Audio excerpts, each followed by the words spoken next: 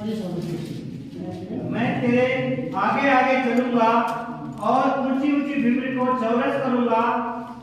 मैं पीतल की दीवारों को तोड़ डालूंगा और लोहे के बेंडों को टुकड़े टुकड़े कर दूंगा। ಆಮೆನ್. ದೇವರು ಹೇಳ್ತಿದ್ದಾರೆ, ನಾನು ನಿನ್ನ ಮುಂದೆ ಹೋಗಿ ದಿಣ್ಣೆಗಳನ್ನು ಸಮ ಮಾಡುವೆನು ಅಂತ ಹೇಳ್ತಿದ್ದಾರೆ. भगवान बोलते हैं आपको पहले मैं जाकर आपको ಏನು ಸಮಸ್ಯೆ ಇದೆ, ಏನು ದುಃಖ ಇದೆ, ಅದನ್ನ ಸಮ ಮಾಡ್ತಾರಂತೆ. मैं आपको क्षमा कर दूंगा। ತಾಮ್ರದ ಕದಗಳು ದೊಡ್ಡ ಕದ ತೆಗೆಯಕ್ಕೆ ಆಗಲ್ಲ ಅನ್ನೋದನ್ನ ದೇವರು ಅದನ್ನ ಓಪನ್ ಮಾಡ್ತಾರಂತೆ. वो आयरन का डोर को भी वो ಓಪನ್ करके ಕಬ್ಬಿಣದ ಅಡಿಗೆಗಳನ್ನು ಮುರಿದು ಎಸಿತಾರಂತೆ. वो लॉक करते हैं ना वो भी ನಿಮ್ಗೆ ಏನು ಸಮಸ್ಯೆ ಇದೋ ಈ 2026 ಮುರಿದೋಗುತ್ತಂತೆ. आपका समस्या इधर क्या क्या है सब यही साल में सब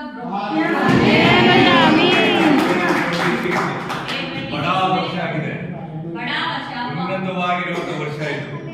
ನೀವೇನು ತೆಗೆದುಕೊಳ್ಳಕ್ ಆಗಲ್ಲ ಅಂತೀರೋ ಅದನ್ನ ನೀವು ತೆಗೆದುಕೊಳ್ತೀರಾ. आप क्या क्या नहीं कुछ बोलता वो सब होता ಆಗಲ್ಲ ಅಂದ್ರೆ ಮನೆ ಕಟ್ತೀರಾ. आप कौन घर नहीं बिल्ड करेगा वो भी घर बिल्ड करता ಸೈಟ್ ತಗೋಕ್ ಆಗಲ್ಲ ಅಂದ್ರೆ ಸೈಟ್ ತಗೋತೀರಾ. साइट नहीं मिलने को भी आप मिलता ಆರೋಗ್ಯ ಕೆಟ್ಟೋಗಿರೋರಿಗೆ ಆರೋಗ್ಯ ಸರೋಗುತ್ತೆ. आपको देख बारे में क्या नहीं तो समस्या को चलेगा ಬಿಗ್ ವರ್ಷ ಈ ವರ್ಷ बड़ा वर्ष है ಯೇಸು ದೊಡ್ಡ ಕಾರ್ಯವನ್ನು ಈ ಸಭೆಯಲ್ಲಿ ಮಾಡುವರಾಗಿದೆ. यीशु स्वामी इधर बड़ा कार्य एक चर्च में करता यही प्रारंभ है ಇದು ಆರಂಭ, प्रारंभ है ಅಂತ್ಯ ಅಲ್ಲ.